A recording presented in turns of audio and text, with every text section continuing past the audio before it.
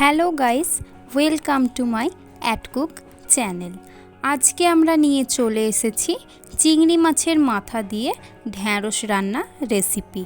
এই চিংড়ি মাছের মাথা অনেকে অনেক রকম করে রান্না করে, কিন্তু আজ আমরা শিখে নেব চিংড়ি মাছের মাথা দিয়ে ঢ্যাঁড়স রান্না রেসিপি। তো চলুন শুরু করা যাক। আমি এখানে নিয়ে নিচ্ছি চিংড়ি মাছের মাথা। এখানে আমার 500 চিংড়ি মাছের মাথা আমি রেখে নিয়েছি। চিংড়ি মাছের মাথাটা আমরা সাইডে রেখে নেব এবং দিয়ে দেব মিক্সি জার। এই মিক্সি জারের মধ্যে এবার আমরা দিয়ে দেব সেই চিংড়ি মাছগুলো, যেগুলো আমরা বেটে নেব।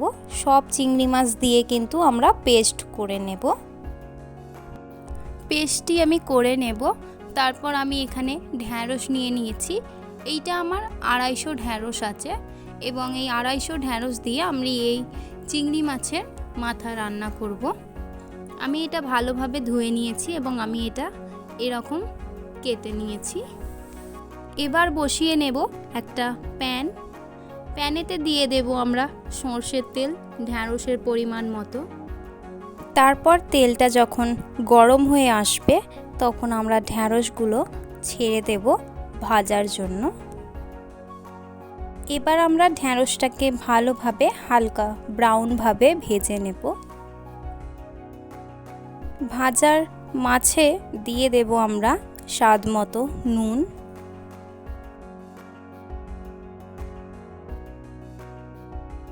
এখানে আমাদের ঢ্যাঁড়স ভাজা কমপ্লিট হয়ে আসছে। এবার আমি এইগুলো বাসনে তুলে নেব। তারপর ওই প্যানের সর্ষের তেলের মধ্যেই আমরা দিয়ে দেব কুচানো পেঁয়াজগুলো এবার আমরা ব্রাউনভাবে ভেজে নেব। এখানে আমার মনে হলো সর্ষের তেল একটু রান্নায় কম আছে, তাই আমি দিয়ে দিলাম। আমাদের পেঁয়াজটা ব্রাউন হয়ে এসেছে। এবার আমরা মশলা দিয়ে দেব। দিয়ে দিচ্ছি আমি হাফ চা চামচ জিরে মরিচ গুঁড়ো এবং হাফ চা চামচ ধনে গুঁড়ো, স্বাদ অনুযায়ী নুন এবং গুঁড়ো হলুদ গুঁড়ো লঙ্কা 1 চা চামচ, দিয়ে দিচ্ছি আদা রসুন পেস্ট 1 চা চামচ। এবার এই মশলাগুলো দিয়ে দেওয়ার পর ভালোভাবে আমরা এটাকে কষিয়ে নেব 2 থেকে 3 মিনিট অবধি।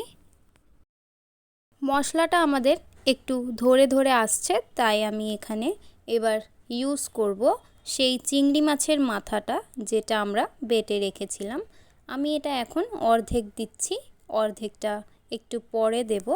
অর্ধেকটা দিয়ে দেওয়ার পর আমরা ভালোভাবে নাড়াচাড়া করব এবং জলটা শুকিয়ে নেব। 1 থেকে 2 মিনিট হওয়ার পর আমরা সেই পুরো চিংড়ি মাছের মাথা পেস্ট করা দিয়ে দেব সেই কাইটার মধ্যে।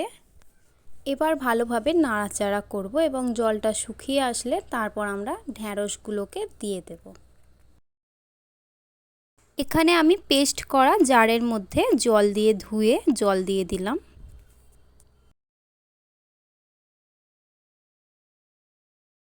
কাইটা আমাদের ফুটে আসলে আমরা দিয়ে দিচ্ছি ঢ্যাঁড়স ভাজিগুলো। ঢ্যাঁড়স ভাজি দেওয়ার পর তারপর আমরা নাড়াচাড়া করব। এবার আমরা কষিয়ে নেব। কষতে কষতে দেখবেন জলটা শুকিয়ে আসছে এবং হালকা হালকা জল দিয়ে 5 মিনিটের মতো এরকম প্রসেসে কষবেন এবং কষার পরে দেখবেন যে তেল বেরিয়ে আসছে আমাদের রান্না থেকে। যখন তেল বেরিয়ে আসবে ভাববেন যে এই রান্নাটা আমাদের পুরো কমপ্লিট হয়ে গেছে। কমপ্লিট কষা হয়ে গেলে তারপর আমরা জল দিয়ে সেটাকে 5 মিনিট বা 2 থেকে 3 মিনিট ফুটিয়ে নেব। যতটা জল দেব তত পরিমাণে ফুটিয়ে নেব। ফুটিয়ে নিয়ে ফের আবারও তেল বেরিয়ে গেলে আমরা বন্ধ করে এবার সার্ভ করব। আমাদের রান্নাটা কমপ্লিট হয়ে গেছে, রেডি হয়ে গেছে চিংড়ি মাছের মাথা দিয়ে ঢ্যাঁড়স রান্না রেসিপি।